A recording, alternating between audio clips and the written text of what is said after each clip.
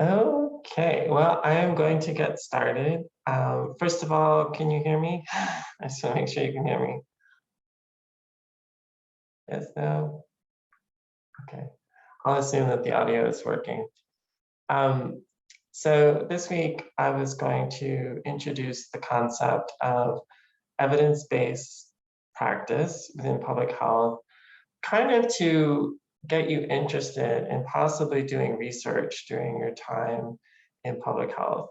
I know some of you plan on doing research already, and others may be on the fence about whether they want to do research or not. So I am a researcher myself, and I think it's a really important way to do public health work. However, it's not the only thing in public health. And so I have to be mindful in my own teaching not to have too heavy of a research focus because there's a lot of activities that don't involve research. But I do want to create a certain amount of appetite for doing research and also appreciating the importance of evidence-based practice. So I'm going to start off with a story. Everybody loves stories. And I'm going to do my best with this one. But it's actually the story that goes back to a physician, Ignaz Semmelweis, who was worked on an OBGYN clinic. They didn't call it that back then, but he delivered babies. And he observed, and this is back in the 1850s, I believe, pre-germ theory of disease. And he observed that there was a higher rate of sepsis among mothers who gave birth. And at that time, sepsis or blood infection was a fairly common occurrence during delivery. Part of it's because we just didn't know about the importance of infection control. But so he, oh my gosh, I'm so sorry, the slide set is wrong. Pause, 1 second.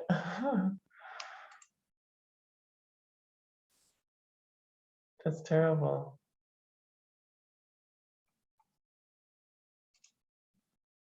Sorry about that. Boop. Time warp, okay.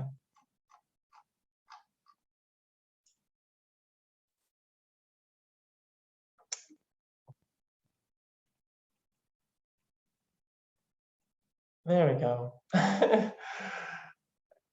PowerPoint now has autosave, which is ruining my life.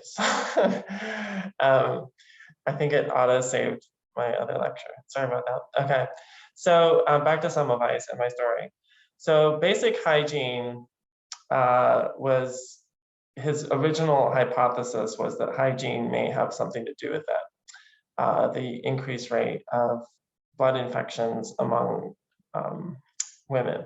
But prior to that, he had other hypotheses. The first of which was that he noticed that women who delivered to midwives and they were laying on their side were less likely to develop an infection than those who were delivered by doctors who would do the traditional delivery positioning. And so his original hypothesis was that it had something to do with the position of the body. Again, we didn't know about germs at that point. So he did a somewhat randomized study where he actually insisted that the doctors try to all deliver laterally on the side. Well, you can imagine what happened. Nothing. There was no difference in the rate of blood infections among women. So his next hypothesis was that it had something to do with the fact that every time a mother passed away from infection, the priest would come down the hallway and ring his bell. And so his next hypothesis was that somehow this bell ringing by priests was enough to upset women and cause childbed fever. So this is his next hypothesis. Well, he asked the priest to stop ringing the bell. I know this sounds like a bad joke, the way I'm telling the story, but just bear with me. So he tells the priest to stop ringing the bell. And as you can imagine, that didn't have any effect either.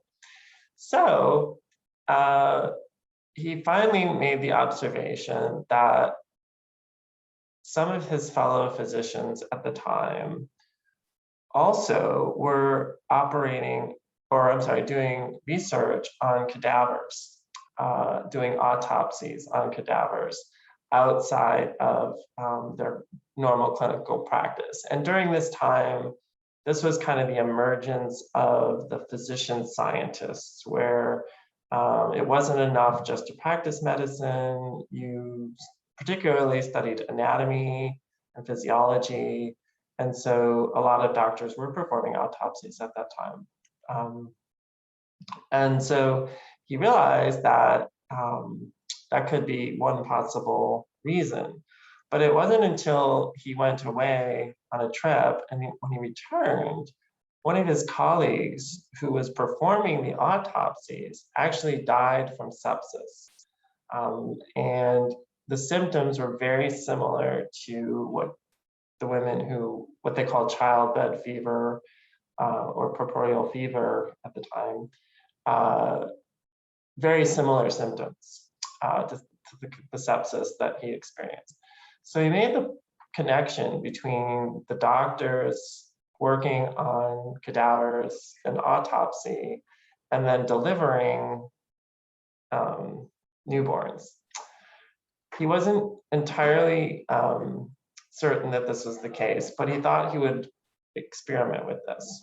So his approach was to systematically count the number of deaths and calculate the death rates on each ward. And he noticed, just by observing his data, that in the one clinic, the rate of puerperal fever or sepsis was 5 times higher, quite a bit higher. So this was his first bit of evidence that, in fact, there was something very different between what was happening in the first clinic and the second clinic. And this is something that we still do today, where we compare one facility to another facility, and we use one as sort of a standard or baseline for making comparisons. Or we may use the aggregate of the entire nation or something like that and compare how our hospital is performing against those standards. Well, so he made this preliminary observation. And so his theory was that somehow what he called cadaverous particles, there's a new catchphrase for you to use, cadaverous particles were the cause of sepsis. What we later learned were bacteria that cause sepsis, but at that time he just thought it was small particles. Again, this precedes the understanding or the discovery of bacteria and germ theory of disease. So he insisted that his staff wash their hands, which we've all heard about hand washing so much, COVID-19. I'm sick of hearing about hand washing, but it was at the time not common practice necessarily. In fact, surgeons, as a sign of sort of their prowess as surgeons and their productivity, would have blood-stained gowns. You know, if any of you have seen the TV series The Nick, it was out. I don't know if anybody's streaming it right now or not. It's a really good show, but it was set in the Knickerbocker Hospital in New York City, and one of the opening scenes is actually of a delivery, and it's maybe not something you want to watch, but basically what I'm explaining as far as surgeons coming in with, you know, blood-soaked gowns and things like that, it wasn't uncommon. And so this was kind of against common practice for him to suggest that all of his staff would wash their hands. And this was the next factor he isolated to intervene upon. Well, this one he hit the jackpot. This graph shows the monthly mortality from childbed fever. And I'm sorry if my photo is overlapping some of it. But if you look towards 1847 and the implementation of chlorine hand washing, this put where there had been cycles of childbed fever in the past, the rate decreased precipitously after this intervention was implemented. But this is data mostly which occurred after Semmelweis's initial observation. When he told his colleagues about his theory that hand washing was important, especially between working on cadavers and delivering babies, he was heavily criticized. In fact, he was put in an asylum by his peers, forced to resign, kind of in infamy at the time, even though he was absolutely right that a simple chlorine solution was the most effective intervention. And one of the lessons, well, just to quickly summarize the outcomes that Semmelweis was able to notice even during his career. So the rates of childbed fever or sepsis declined from 10% to 1 to 2%, which is still pretty unacceptably high at 1 to 2%. It was horrible at 10%. But there was that evidence that this intervention was working. But despite this evidence, he was heavily criticized by his colleagues. And as I mentioned, he was eventually put in an asylum. And so there was a delay in widely adopting this idea of washing your hands. Now, when we finally did discover the origin of bacterial infections or the germ theory of disease, it became much more widely practiced. However, it still remains an issue in hospital settings, surgical infections. And as I mentioned, he was kicked out. But in a survey by the World Health Organization, this is pre-COVID, by the way. Hopefully we're getting a lot better now. But pre-COVID, a massive survey done by the World Health Organization found that surgeons and doctors, only 60% were adhering to hand washing protocols on a continuous basis or meeting their guidelines. And nurses were better, 71%. And this kind of maybe a perpetuation a little bit of some of that surgical culture that existed during Semmelweis's time, where, you know, why do I need to wash my hands? I come from a department of surgery most recently, and it was still like this big issue trying to get surgeons to always adhere to different protocols. So not to scare anyone away from surgery if they need it, but it is still an issue. And so the World Health Organization did an intervention, and they were able to increase the rate of hand washing in hospitals. And hopefully, again, these things are increasing.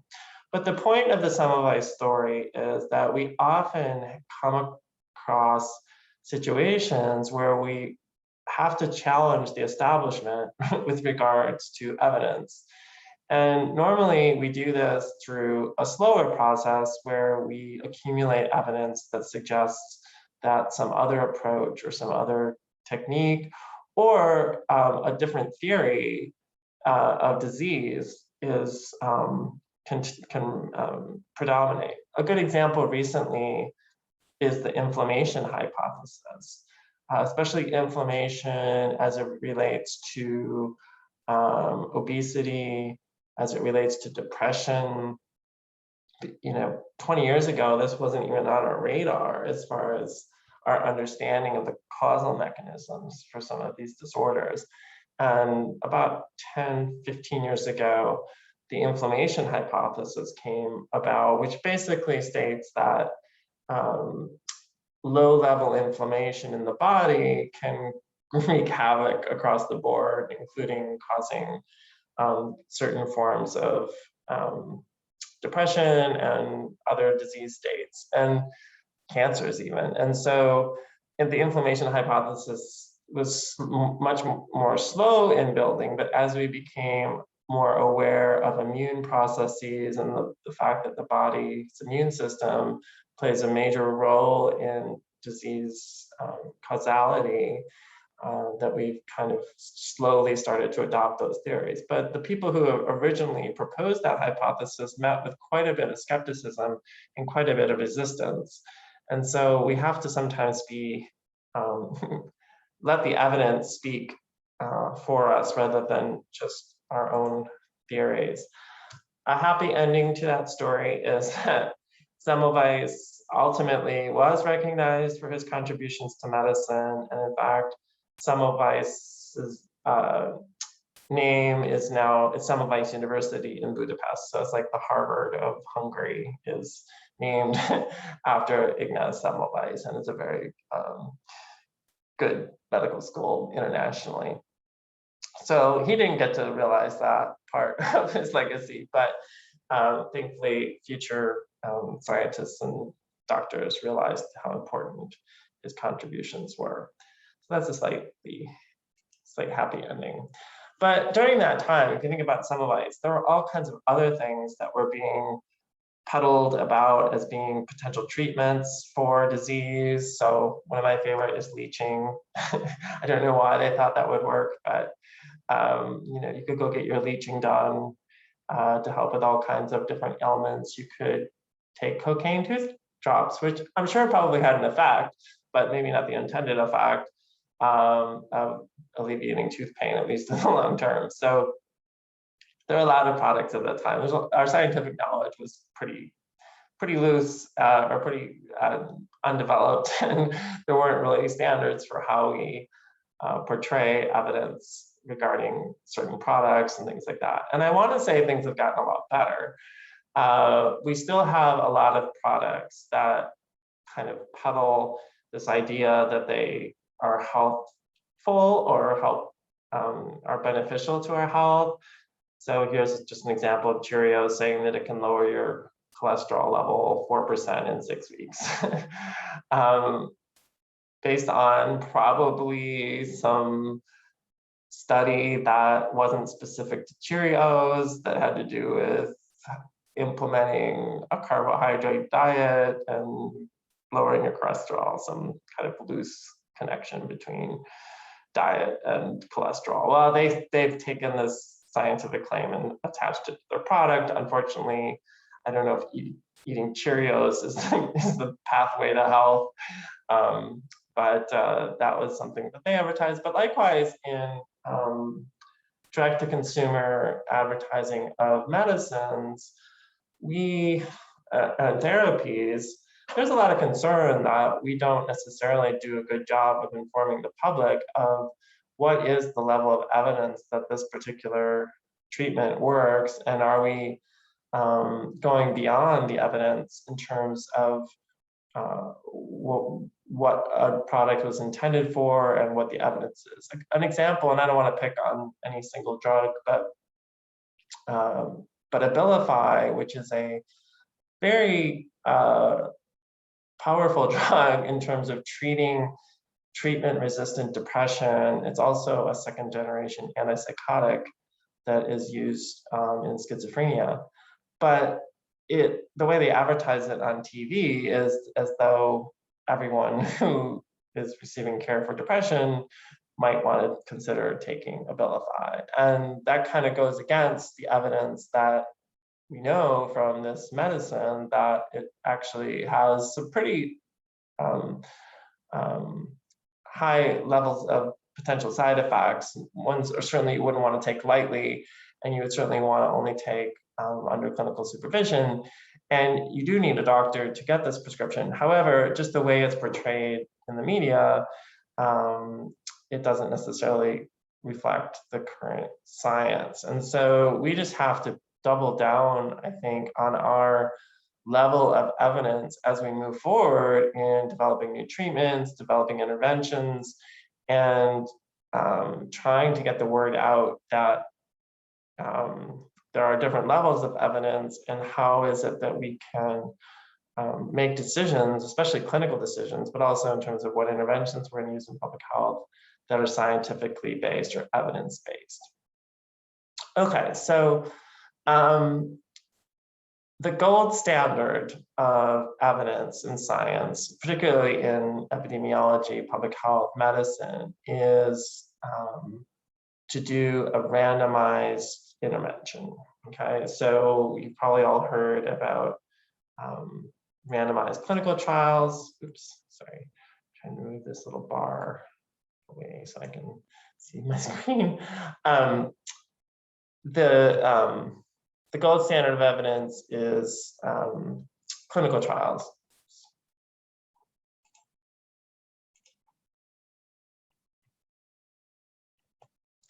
But the problem with that is that unless you can ethically randomize to an intervention, the evidence is observational. And there are several things that are impossible to randomize to. So for example, anything we know is harmful, can't randomize people to cigarette smoking, can't randomize people to different levels of radiation exposure unless we're talking about some sort of like chemotherapy drug.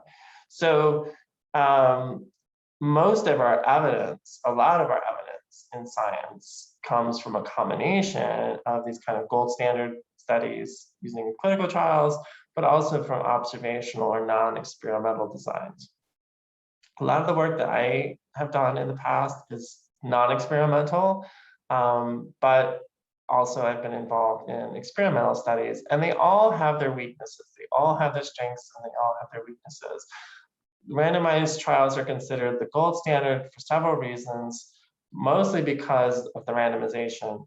Randomization takes care of potential selection biases that would lead one person into one treatment group and other people into another treatment group. And there's a whole range of different things that could be different about people who select into one type of treatment or another, or even how doctors select one treatment to another. So that's the main reason that randomization and clinical trials are considered the gold standard, because they truly are scientific studies, experimental studies, and all the benefits that you get from randomization. But even with randomization, the evidence is not always perfect. Some examples would be the failure to test the effects among different population subgroups. This became an issue with the first round of SSRI drugs or antidepressant drugs, which were tested in experimental settings only among adults.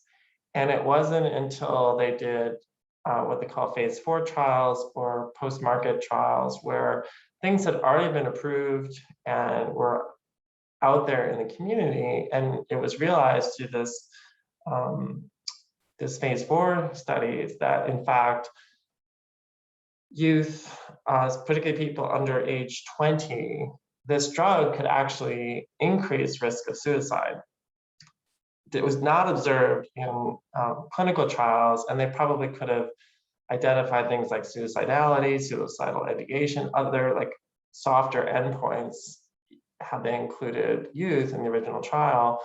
Hopefully not any actual suicides, but as it went out to the population level, it was realized that it may actually have some harmful effects. And so that's one danger of it, is this: we don't have enough follow-up time, or we don't include all the groups that should be included. Another issue with randomized experimental evidence is sometimes they cherry pick patients with a low risk of side effects. And there's some ethical reasons we might do this. We certainly don't want to have a lot of side effects appearing within a study setting, especially if they're avoidable or life-threatening. But if we pick patients who are healthy and not likely to have complications or not likely to have interactions with other drugs, we don't really realize that until it gets out into the real world setting. And so that's another thing that industry, when I say industry, I'm talking about the pharmaceutical industry, has not done a great job about, is being inclusive of a truly representative population, the population of people who would eventually take that drug. And then finally, depending on the size of the trial, randomization does not fully guarantee the absence of any kind of selection bias. And there can also be some other lack of compliance or people crossing over to drugs, things like that. So it's not perfect, but it is the highest level of evidence that we have. Okay, but like I said, we can't always randomize. One example would be doing surgery versus not doing surgery in the case of something like appendicitis or acute cholecystitis. Well, that's actually being challenged now. There is a group in Europe who's doing a randomized study to see if in some of those, some of those surgical diseases, if antibiotics are sufficient to handle most cases of appendicitis or in most cases of acute cholecystitis or gallbladder disease. That's a crazy idea 20 years ago. You just take the thing out. But there's evidence that unless there's some sort of perforation of the appendix or some sort of risk of complications or predisposition to cancer of the appendix, there might be some reasons to take it out. But this would be huge if like the two leading causes of surgery could actually be treated with antibiotics. So there's always opportunities, I think, to do this research, but sometimes there can be barriers. Sometimes they can be institutional barriers, sometimes they can be ethical barriers. But like I said, we can only randomize to potentially beneficial exposures. We can't randomize to, like I said, radiation or anything that we study in environmental health.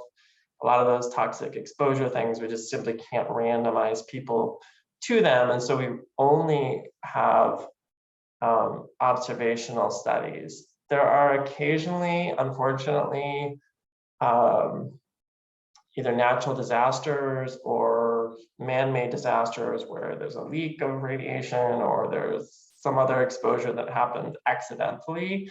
And in that case, it is more like an experimental design. It's not an intended experiment, but it allows you to gather a lot of evidence about what the effects are. So some examples would be after the bombings in Japan in World War II, there were cohort studies done of those populations to see what the lingering effects of all that radiation was in the environment. And there were comparisons made to towns that didn't experience that high level of radiation. And so you were able to kind of study the effects of radiation in that way. We don't want that kind of thing to happen, obviously, and there are some huge ethical issues in doing that kind of research, but when there is something like that, that is sometimes the only way to learn about what to expect or what the health effects would be. Okay, but there's also concerns about doing studies in certain groups. I mentioned children with antidepressants, doing randomized trials among pregnant women, vulnerable population, prisoners. These all create potential ethical barriers to including them in original studies. However, the movement now is to try to include as many people as possible for some of the reasons that I discussed earlier, where the failure to include those populations could actually have negative consequences. And there could be really important subgroup differences. Okay, so when you're evaluating research, and this is more as a reader or consumer of research, there's kind of a hierarchy of evidence. And I mentioned that randomized trials are at that top of the list as far as quality of evidence. Then we go down to the realm of observational studies. And these are the study designs that you will learn in epidemiology a little bit in biostatistics, cohort studies, case control studies, cross-sectional studies, and ecological studies.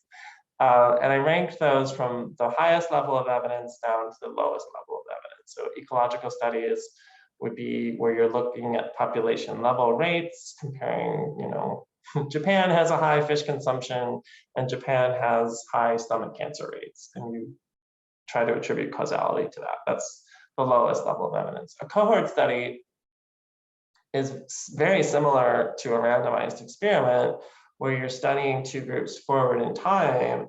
However, they're not allocated to different exposures randomly. There are people who happen to have, say, a high-fat diet versus a low-fat diet, or smokers versus non-smokers. There are activities or things that people were kind of selected into, and so they're not purely random. But that is similar to a randomized trial, and so it's up there as far as the level of evidence. And that's actually, a cohort study is how we established the initial link epidemiologically between smoking and lung cancer. You couldn't randomize people to smoking. And so the next level down would be to do a cohort study. So it took about 25 years to follow a cohort of smokers and non-smokers to show that their lung cancer rates were astronomically higher than people who didn't smoke, along with other diseases which weren't really the target of the study, but heart disease and some other things we now know are associated with smoking.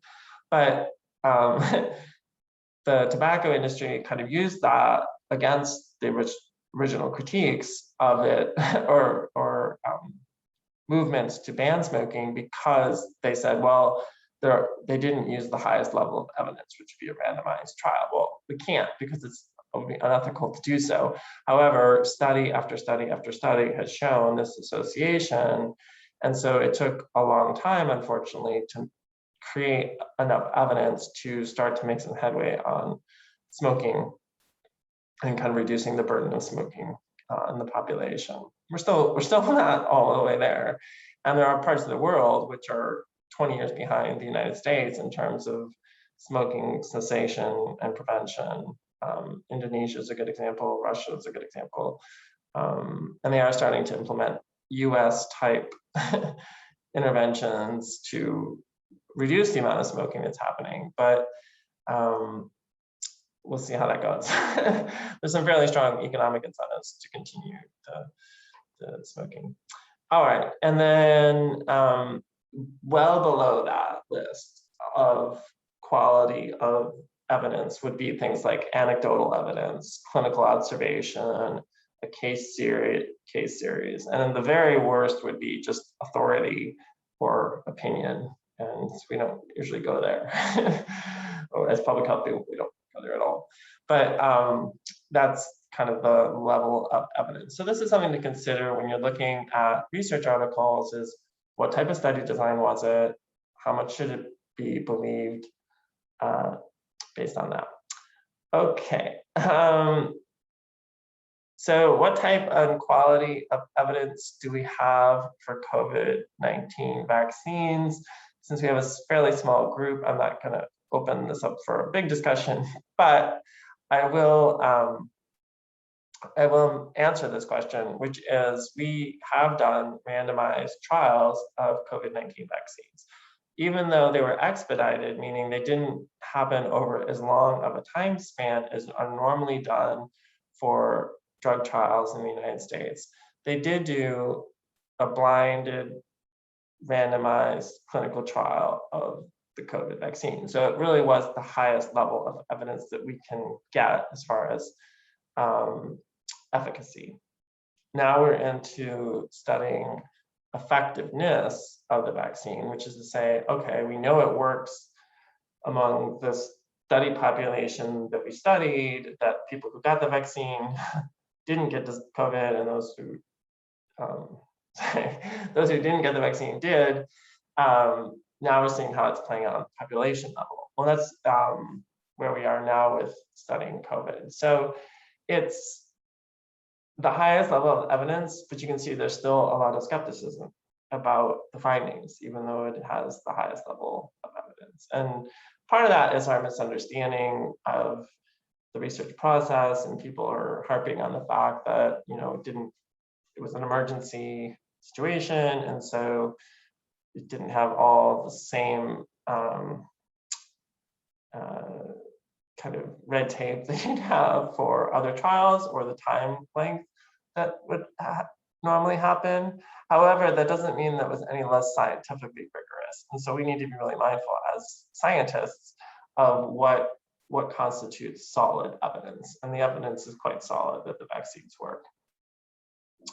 Okay, so besides study design, the next thing we would consider in terms of the quality of evidence would be, within the study, how well did they measure what they purported to measure? So if you're looking at something like smoking exposure, was it based on self-report? Was it based on some diaries or some other information? How was that information obtained, and how well was it measured? That is an often overlooked issue in research quality, and I would say that a lot of papers don't do a great job of describing exactly how they measured things or chose to measure things the way that they do. And I think that's a really important thing to think about when you're designing a study, is how am I really going to measure both an exposure and an outcome of interest? And so that's something else to consider. Like, do you believe the study based on the quality of the measurement that was done? Some other things to consider are sample size. How big was the study? That is increasingly, sample sizes tend to be huge because we have access to lots of observational data, big data, and so the era of tiny studies isn't as prevalent as it once was. But if we're to do rigorous studies, we still have to recruit participants, and the big data issue doesn't come up with that as much. So that is something to look at. The bigger the study, usually a better study. Doesn't necessarily mean that's true, especially in the era of big data. Effect size has to do with the size of the observed effect. So this kind of gets into the difference between statistical significance and clinical significance or public health significance. A lot of papers will report a statistically significant relationship between two variables, but there's always the question, how relevant is this clinically? An example would be, let's say we're comparing two smoking cessation programs. And in the old smoking cessation program, 15% of people successfully quit after going through the program, just making up these numbers. And in the new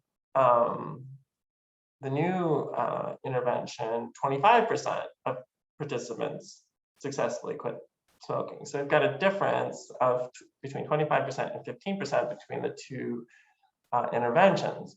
And so that would be our effect size. How big is the observed difference between the two groups?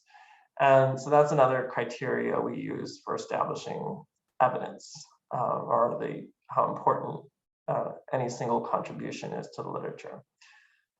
Phew, okay, so it's a really long list. Those are the real important ones, but also then generalizability, which is how representative of the population that it's intending to study. The statistical methods that were used, was there evidence of a dose-response relationship? This kind of gets into whether we can believe it is sort of a causal relationship or just an association. And were there replications done of these studies? So in this era of COVID right now, with doing clinical trials, usually it's been based on like one trial per drug or multiple occasions for the same drug. Normally, we would want to have a clinical trial or any other study done in multiple settings, multiple countries, etc. And so that is another thing to consider when you see a paper in literature, is how often has this finding been found? It could have been an aberration that just by chance alone that this one study found this association. That doesn't mean that it's not correct, but it is something to consider. And if there should be replications done either of the exact same study design or something similar before we're going to take that as an important source of evidence. So I'm trying to make a pitch here for doing research. We all know it's important. And even if you don't do research, you should become aware of this kind of hierarchy, a level of evidence, and really evidence-based practice. When we talk about evidence-based practice in medicine and public health, that's built around research and evaluation. And if you, as you move forward through the program, you'll take courses. Some of you will take program evaluation. If you're in the mental health track, I think you'll take a slightly different variant of that. But research and evaluation are both like super important to what we do in public health. It's how we know what we're doing is working. And so, for example, with COVID, like a lot of the strategies that we adopted, we didn't necessarily have evidence that they would work. The vaccines, however, we do know work because of the amount of evidence that we have. But for example, we need a really thorough evaluation of how we did contact tracing. It doesn't seem like it was effective at all. But we don't know that until we look at the numbers. There's other things that we still don't really know. How effective were medical interventions once people are hospitalized? I know I haven't seen very much good data yet on, if somebody comes into a hospital with COVID, how did different treatment regimens, either mitigate or reduce symptoms or prevent further complications? Those are really important questions that we still have coming out of COVID. The quality of evidence varies quite a bit across different interventions. So drug studies have their one kind of way of doing things. Other types of interventions, if it's done on a more neighborhood basis or community intervention where it's really hard to randomize, there may be different standards for that kind of research. But the important point is that no one study is definitive. We need to build a body of evidence that has replications done, and